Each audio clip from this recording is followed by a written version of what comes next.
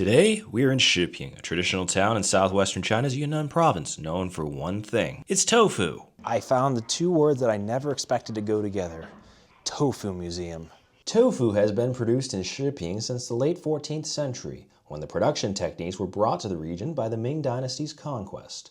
While normally in tofu making, salts need to be added to the water to bind the tofu together, in Shiping, the groundwater can be used directly without adding salt. All the famous Shiping tofu that we've tried. Time to make it ourselves, by hand, aka the hard way.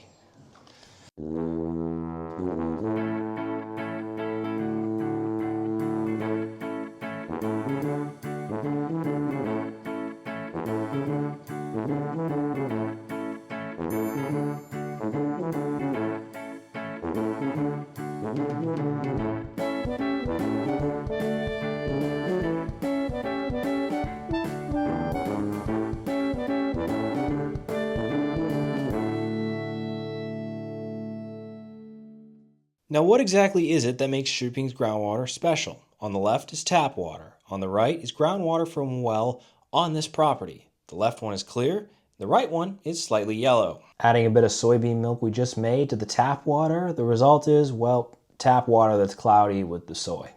But add that same soybean milk to the Shiping groundwater, and that's when something amazing starts to happen. Even after just a few seconds, you can see that the soy particulates clump together and congeal. And this is the basis of tofu.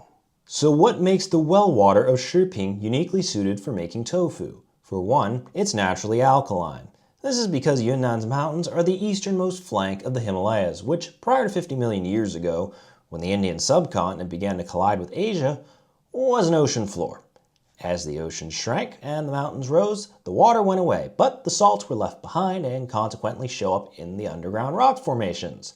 Groundwater dissolves certain minerals in the surrounding area, hence naturally salty groundwater. Our journey in making tofu ends here. With this amount of tofu, once you press all the water out to turn it into the type of tofu that is much more familiar in appearance to us, it's not even gonna make one little thing, just because there's so much water content still in there. But stopping here doesn't mean I wasn't gonna have a go with the soy milk. Let's try the fruits of mostly but let's be honest, mostly the staff here's labor. I burned my tongue. Maybe I should wait. And even though burning my tongue was intensely painful, it was hands down the smoothest soy milk I've ever had.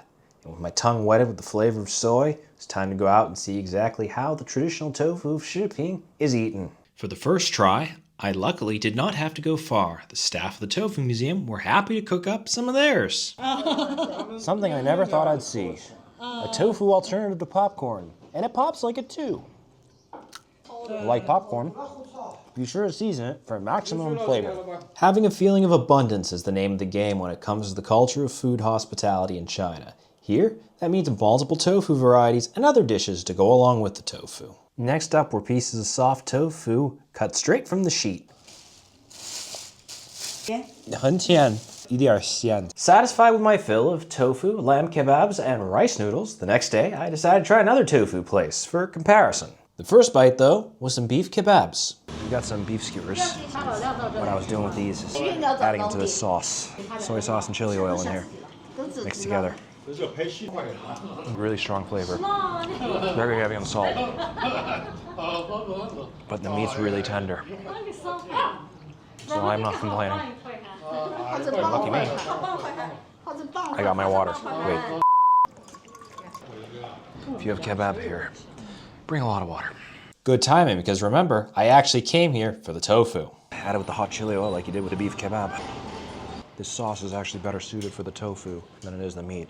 The tofu doesn't have any added salt to it. So now, it's actually really good. It's even better with this. So while we were filming this, a little friend decided to give us some free tableside entertainment.